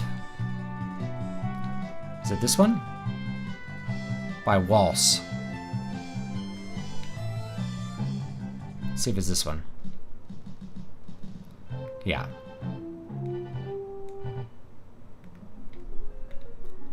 Let's see if it's this one.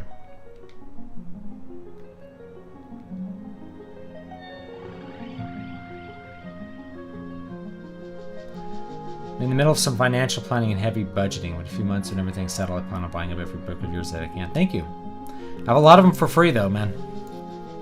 I gave a whole bunch away, so...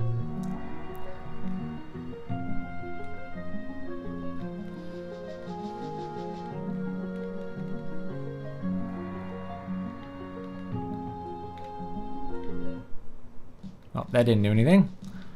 Let's go back.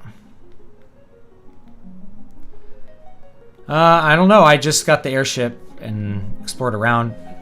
I think I'm supposed to trigger a cutscene, which I didn't trigger. Maybe on the Crescent Island.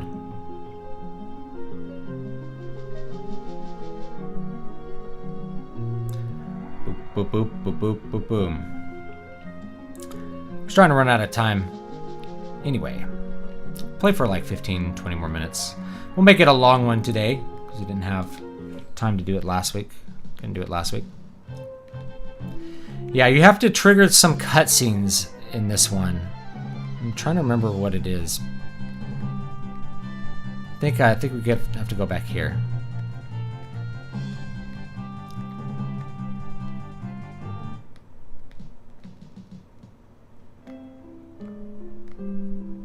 Or is it... Can we go to that little space right here? I don't know if we can go into this. I don't think we can.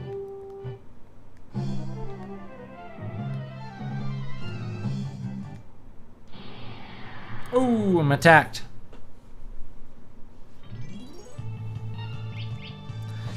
Double lizard. Or dub lizard. Dub lizard.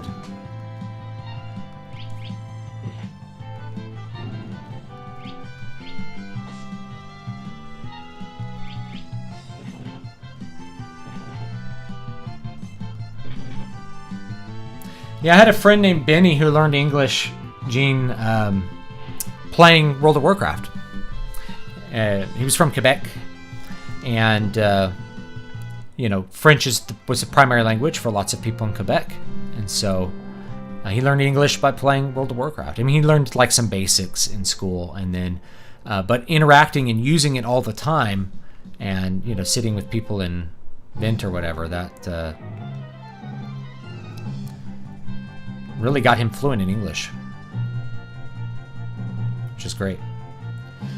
Thought about doing that with like you could do that with a Japanese MMO. I'm like, oh. It's like Dragon Quest or something. Japanese writing system is very complicated.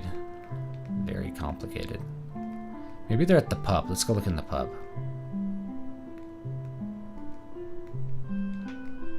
Is there a pub? Let's find out. Maybe they're in this building. Let's find out.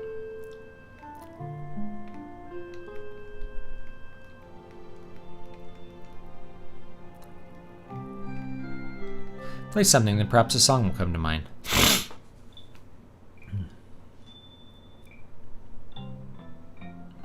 I can easily talk to people in voice chats now, thanks to the internet and gaming. Awesome.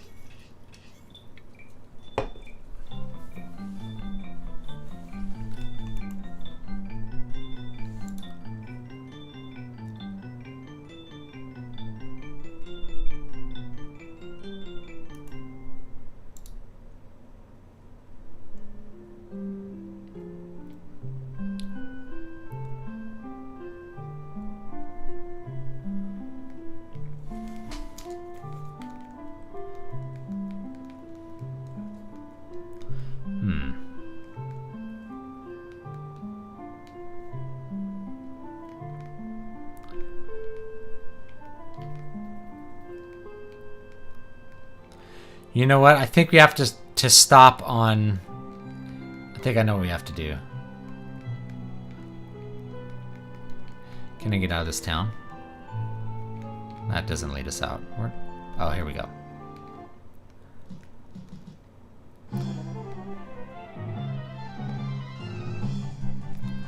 Can we land on that little square? We can! That's what it is. Alright, well that was not obvious at all. Actually, I had to look up a guide. Imagine trying to beat Legend of Zelda without a guide, like the original one. It'd be so hard. My wife can teach you some Japanese. She lived in Japan as a child and is now a huge weeaboo. Sid, Mid, I've got something to tell you. Save your breath. We saw the ruins float through our telescope.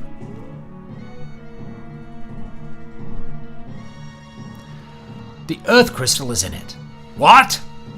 The crystal is what made it float. The machine had been turned off to keep it from breaking, but... The Earth crystal kept the town afloat, but it was stopped when the crystal cracked. We've got to hurry. Someone started it up again. You don't think Father? Never! Did Father? No way! How can we get up that high? With this. Adamantite. If we reinforce the ship with this, it will fly higher. I knew that. I remember seeing some of the meteorite I rode in on. You sure? What, you don't believe me? But your memory. I remembered the adamantite, didn't I? Better see it with my own eyes.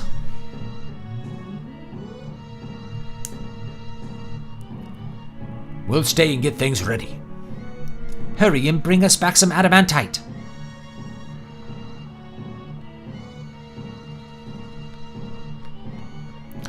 Can I get off the ship and see what's up? Oh, we're just back here. Yeah, we don't need to do that. Yeah. Did you have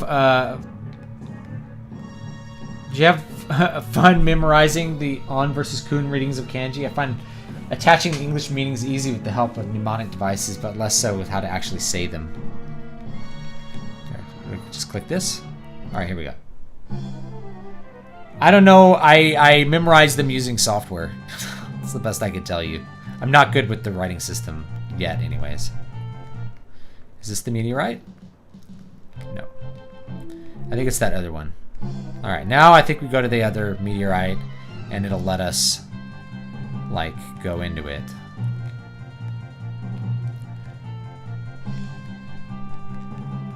This one? Right here. Oh, there was some... Wait. Oh, that's the dragon. He just was, like, bugged there for a second.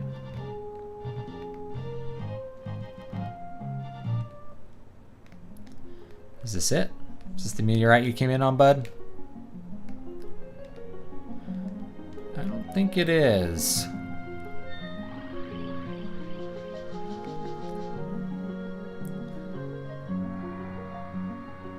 Oh, no. Yeah, we gotta go to Tycoon. Not Waltz.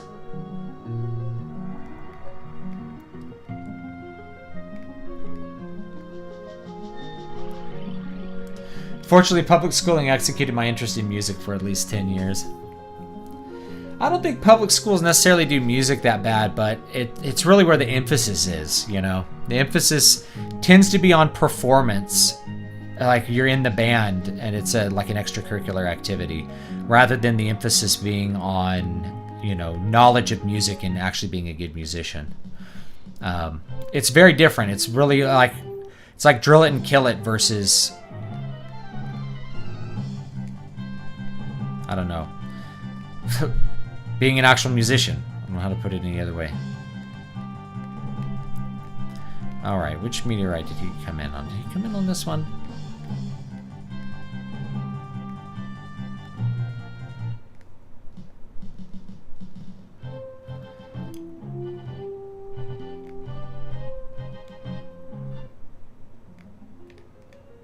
No, I think that's the one where it takes you. Isn't there a giant turtle in the Final Fantasy 15 called Adamantoise? Is in like every Final Fantasy game. Yeah. I think we have to fight the Adamantoise in this one. I can't get the, I can't get the... And I can't get, like, the map to show up. like look that up. There it is. Now it's going like turbo mode.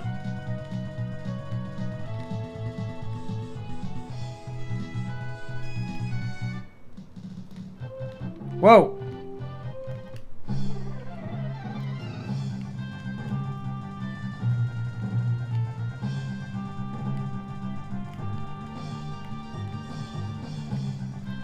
Well, now I have turbo mode on and I don't know how to turn it off.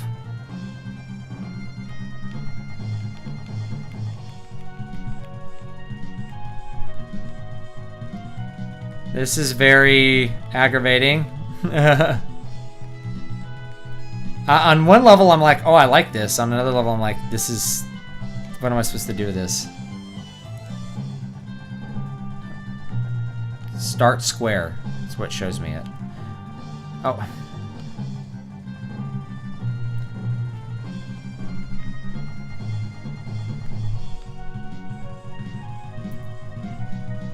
Alright, I'm not trying to figure out where I'm supposed to go. I'm sure this is very boring to watch, by the way, and I apologize. It's me going, oh, where do I go?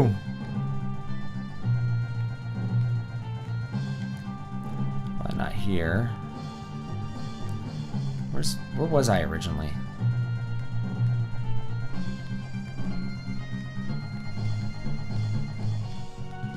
I think it's here. No, not here.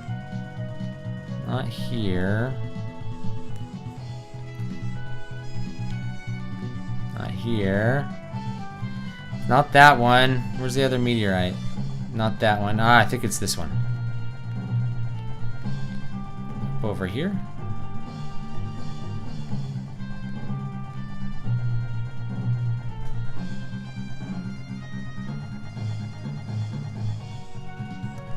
Where's Tycoon? Let me see the map. I don't remember where Tycoon is. And I don't know how to turn off that turbo mode.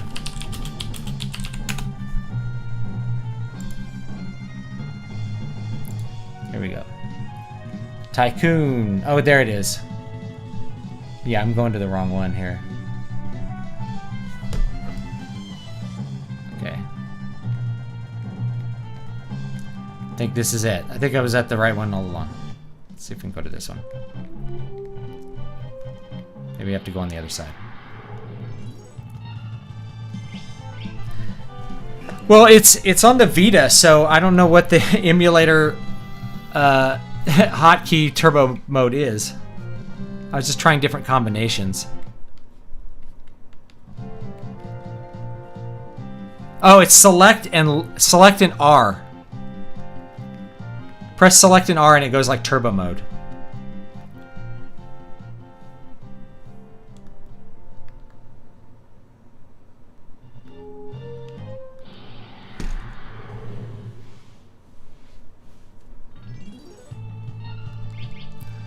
Die, goblin. Filthy gobbo.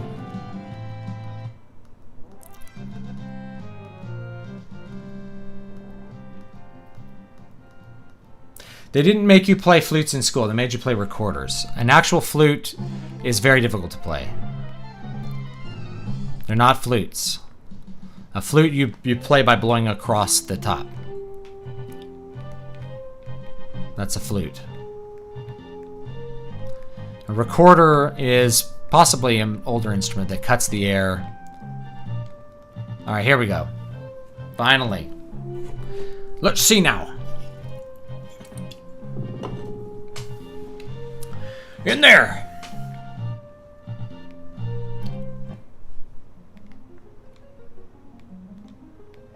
There it is. That's it! How about it? Pretty good memory, huh? How would an amnesiac like you know? Whoa, haha! Received adamantite.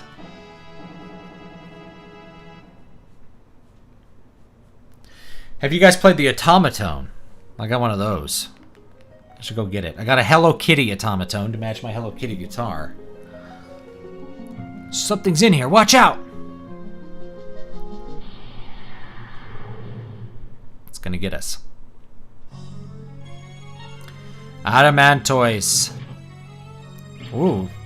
So much for him. He's dead.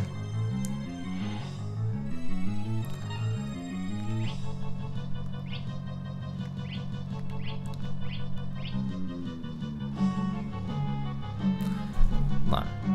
What's this guy weak to?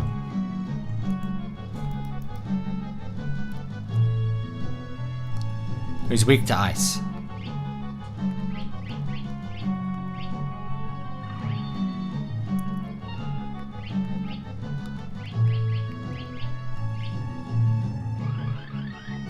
Let's see if we can get up Reina.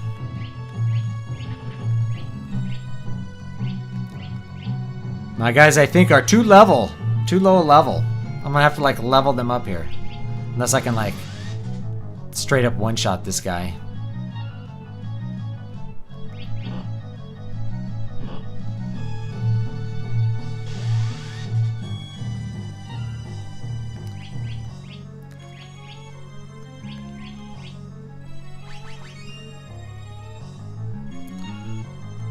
Yeah, this guy's like straight up one-shotting me. There we go. Get through it by cheesing it.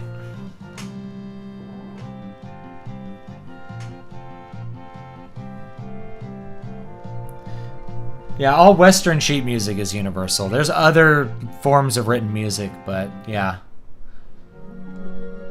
But how you finger it on the instrument changes, you know. All right.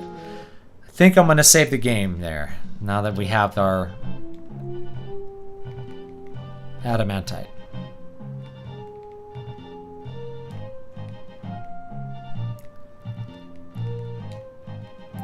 Now let's see here. If I do start.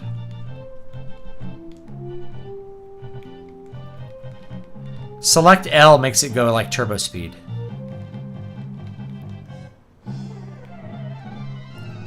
And start square. Which I have to do by like doing a weird thing with my fingers here. Where we go now?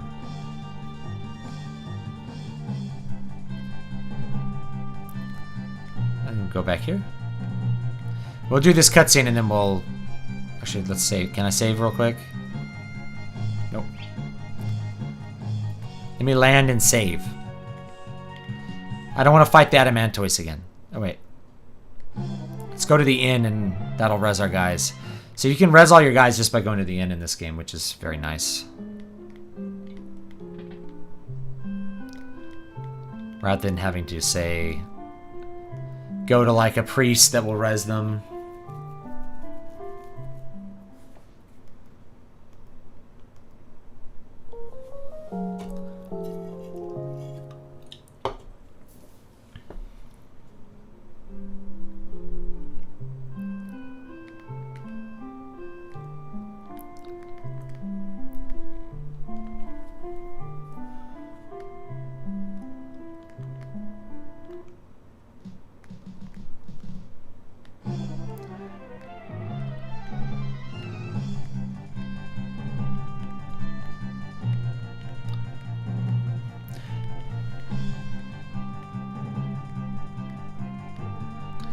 Kind of hard to land on this little thing, let me tell you.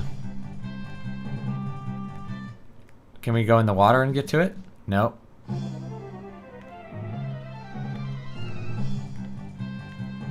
At least we're lined up this way.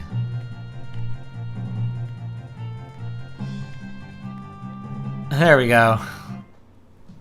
I never would have thought to land on that stupid thing.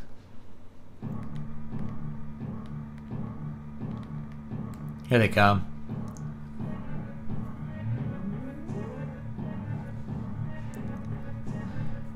You got it! Quick, let's put it in. Jojo, you and the others rest up.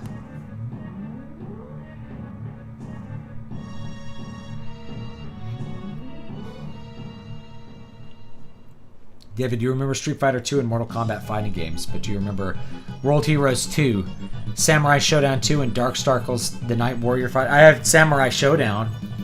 Samurai Showdown for sure.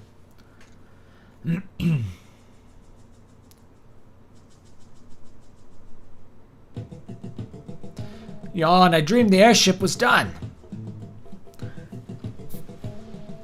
It's done. That was fast. After liftoff, press the X button to fly higher. Now we can get to the floating ruins, right?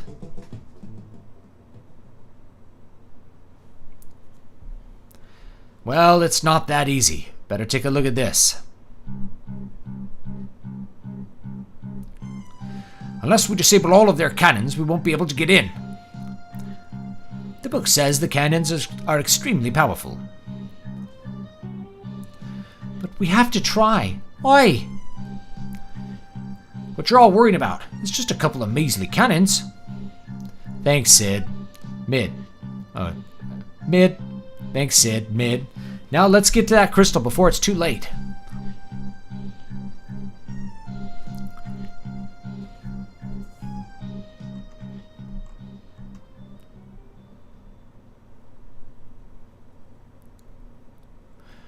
Now we shove off.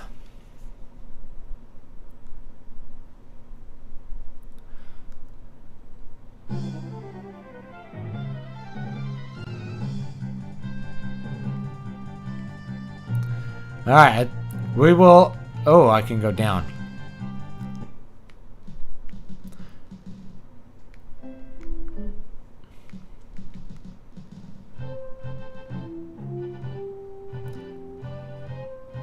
Just an FYI, since I'm a big watcher of your vids and live streams, my name is supposed to be pronounced as RJ. Oh, okay, sorry. I get it now. The DG is like bridge and A is like 8. Not that it's important. Well, it's important to you. RJ. Okay. All right. There you go. All right, let's save the game and we'll call it here. Thanks for hanging out with me while I tried to figure out where to go. And that's definitely gonna, it's one of the things about older games like this is there's these moments where you're like, where do you go next? And this one was really not obvious. I had to actually look it up, unfortunately. All right. I had no memory of where you're supposed. I'm like, it's supposed to eventually go higher. Anyway, all right, that's probably it for this week. I hope you guys will have a great day. I've got more stuff coming. Let me know what you want to see in here in the future. Thank you for super chats. I always appreciate those. And anyway, hopefully the Kindle Vella stuff is interesting to you if you're thinking about jumping into the serial fiction market or you just want to work on your workflow. I think it'd be good for that as well. So, anyway. There we go. We will do a little bit more next time. Have fun, guys. It's all about having fun. Don't forget to have fun. Purpose of work is to have leisure time, not the other way around. All right. We'll see you guys next time.